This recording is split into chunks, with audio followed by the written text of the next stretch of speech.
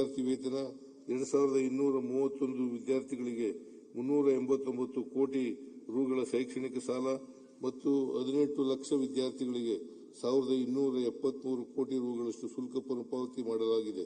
ರಾಜ್ಯದಲ್ಲಿ 5306 ವಿದ್ಯಾರ್ಥಿನಿಯ ಮತ್ತು 1258 ವಸತಿ ಶಾಲೆಗಳನ್ನು ಹಾಗೂ 300 ಮೌಲಾನಾ ಆಜಾದ್ ಶಾಲೆಗಳಲ್ಲಿ 13.30 ಲಕ್ಷ ಮಕ್ಕಳ ಶಿಕ್ಷಣಕ್ಕಾಗಿ 15,081 ಕೋಟಿ ರು ಒದಗಿಸಲಾಗಿದೆ.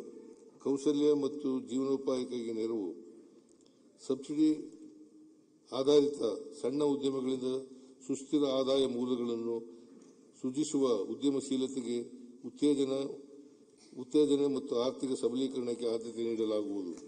ಸ್ವಾವಲಂಬಿ ಸಾರಥಿ ಯೋಜನೆಯಡಿ 8,195 ಫಲಾನುಭವಿಗಳಿಗೆ 249 ಕೋಟಿ ರುಗಳ ಸಾಲ, ಗಂಗಾ ಕಲ್ಯಾಣ ಯೋಜನೆಯಡಿ 21,556 ಫಲಾನುಭವಿಗಳಿಗೆ 637 ಕೋಟಿ ರುಗಳು ಮತ್ತು 2,928 ಫಲಾನುಭವಿಗಳಿಗೆ ಭೂಮಿ ಒದಗಿಸಲು 421 ಕೋಟಿ ರು ನೀಡಲಾಗಿದೆ.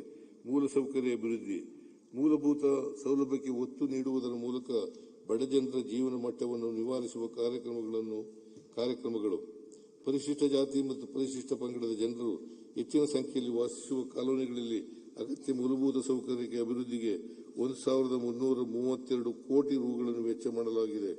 ಅರಣ್ಯ ಹಾಗೂ ಅರಣ್ಯದಂಚಿನಲ್ಲಿ ವಾಸಿಸುತ್ತಿರುವ 11 ಸಮುದಾಯಗಳ ವಸತಿ ರಹಿತ 6,257 ಕುಟುಂಬಗಳಿಗೆ 4.5 ಲಕ್ಷ ಕೋಟಿ ರುಗಳ ಘಟಕ ವೆಚ್ಚದಲ್ಲಿ ಒಟ್ಟು 282 ಕೋಟಿ ರುಗಳಲ್ಲಿ ಮನೆ ನಿರ್ಮಾಣ ಮಾಡಲಾಗುತ್ತಿದೆ. ಅಲ್ಪಸಂಖ್ಯಾತರ ಕಾಲೋನಿಗಳಿಗೆ ಮೂಲಭೂತ ಸೌಕರ್ಯ ಒದಗಿಸಲು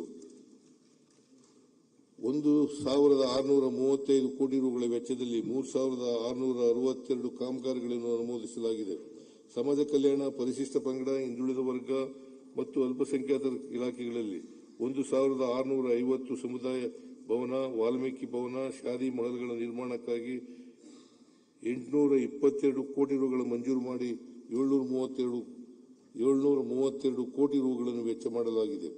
ನಾಯಕತ್ವ ಮತ್ತು ಪ್ರಾತಿನಿಧ್ಯ, ಸರ್ಕಾರದ ನೀತಿ ನಿರೂಪಣೆ ಹಾಗೂ ಅನುಷ್ಠಾನದಲ್ಲಿ ಹಿಂದುಳಿದವರಿಗೆ ಸೂಕ್ತ ಪ್ರಾತಿನಿಧ್ಯತೆಯನ್ನು ಕಲ್ಪಿಸುವುದು.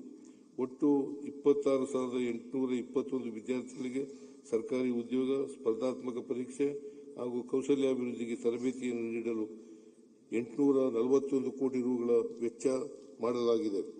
ಕರ್ನಾಟಕ ಅನುಸೂಚಿತ ಉಪಯೋಜನೆ ಮತ್ತು ಬುಡಕಟ್ಟು ಉಪಯೋಜನೆಯಲ್ಲಿ 2026-27 ಸಾಲಿನಲ್ಲಿ ಪರಿಶಿಷ್ಟ ಜಾತಿ